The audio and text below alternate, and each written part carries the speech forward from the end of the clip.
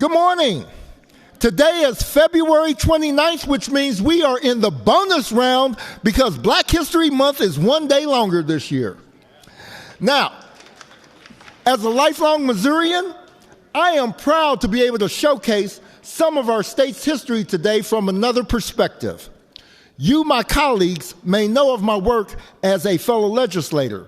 However, some of you may or may not be aware that I also serve as a tourism commissioner for the state.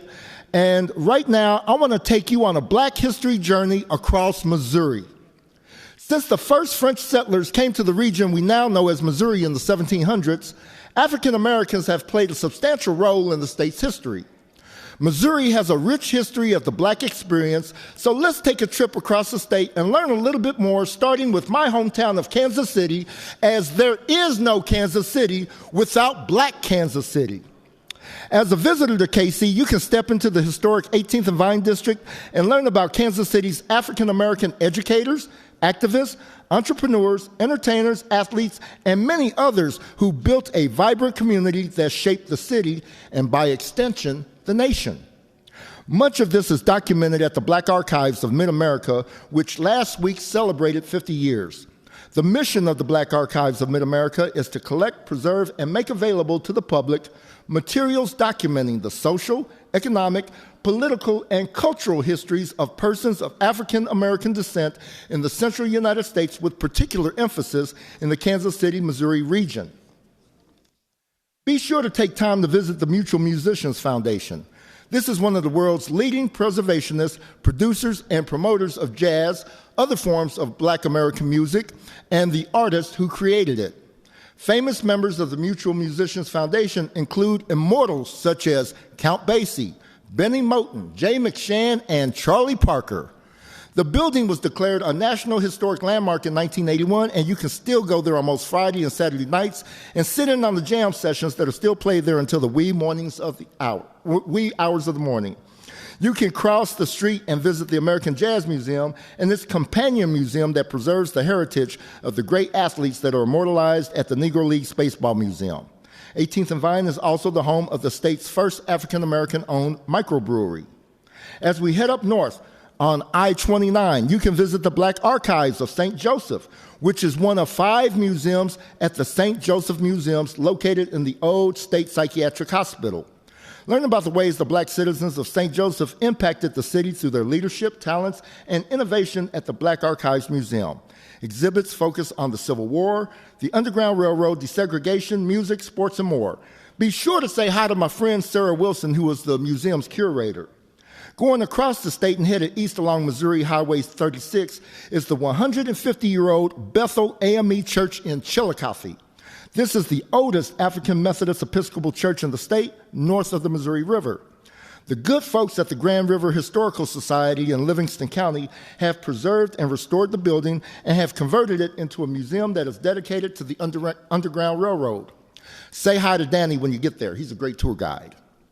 As you continue your travel east down Highway 36, also known as the Highway of Innovation, you will end up in Hannibal at Jim's Journey. In a town awash with everything Mark Twain, Jim's Journey tells a much different story of Samuel Clemens and Hannibal. Mark Twain wrote things as they were. His writing showed the unfiltered reality of life in rural Missouri. Jim from Adventures of Huckleberry Finn is one of Twain's most renowned characters. Twain gave us Jim to show the plight of African Americans in the pre-Civil War United States. Additionally, Samuel Clemens was the first white American author to humanize an enslaved person, making him more than a fixture as he contributed to the fight against racism, bigotry, and social justice. Most of us know that Jim was a fictional character, but you may not know that he was based on the very real Dan Quarles, an enslaved person on his uncle's farm in Florida, Missouri. The emancipated Daniel lived and died in Hannibal. Jim's Journey is a tribute to the legacy of Daniel Quarles and an opportunity to learn what it was like for his descendants and the people whose resilience made this story possible and made Hannibal a richer community. It's an intimate look at the local African-American condition from Hannibal's 1819 founding, and while you're there, tell my friend Faye Dant that I sent you. St. Louis hosts a treasure trove of places to visit. This includes the National Blues Museum, the Dred Scott Courthouse and Gravesite. Take a moment to catch a performance at the Black Rep. It's the largest African-American performing arts organization in Missouri and the largest professional African-American theater company in the nation. The St. Louis Art Museum African Arts Collection or the Griot Museum are a couple of great places to round out your visit in St. Louis. Then there are lesser-known places around the state, such as the African American Trail in Columbia. The trail includes more than 20 informational markers highlighting people and institutions significant to the city's history. Right here in Jefferson City, culture and economy flourished around Lincoln University, Missouri's only HBCU. Several blocks of Lafayette Street thrived during the 19th and 20th centuries and gave birth to the district known as the Foot. The district includes the 400, 500, and 600 blocks of Lafayette Street and the 600 block of Dunklin Street, and in 2022, the city of Jefferson gave the area a historic designation. As you travel west from our state capitol building on 50 Highway, and as you arrive in Tipton, you will find yourself on the Sergeant James L. Shipley Memorial Highway, which was recently dedicated under legislation sponsored by our own gentleman from Morgan District 58, the Haley District. Sergeant Shipley was a revered man in Tipton. Currently, a new African American History Museum is being planned for the town of Tipton by relatives of Sergeant Shipley to share the local African American experience. Did you know the Missouri State Park System includes the Sappington African American Cemetery State Historic Site in Arrow Rock? By 1880, blacks comprised more than half of the population of Arrow Rock. Many of these formerly enslaved individuals provided labor to build many structures in the town and to cultivate hemp and tobacco, labor-intensive crops grown in this area before the Civil War. The cemetery stands as a reminder of the black culture and contribution to the area.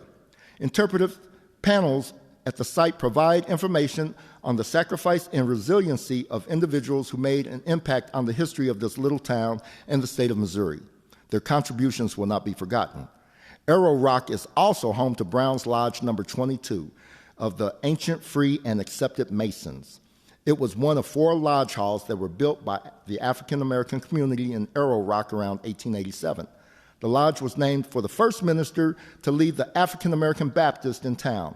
These lodges were created as a way for the black community to assert their freedom and autonomy following emancipation.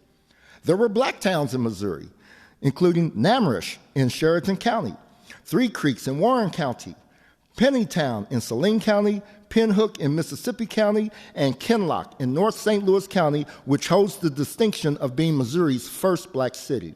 And finally, there is one more place that I encourage you to visit. This is the George Washington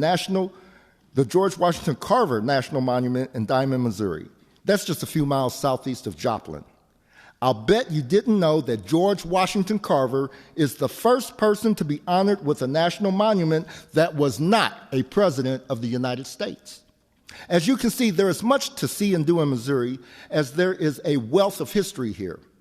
As you travel our state, remember, the face of Missouri tourism is a black woman, Ashley Santana. Miss Santana is a St. Louis native that has represented Missouri tourism as Mo in TV and print advertisements since 2021. Take time and visit these wonderful sites and the many others that I just don't have time to talk about. This isn't just American history. This isn't just black history.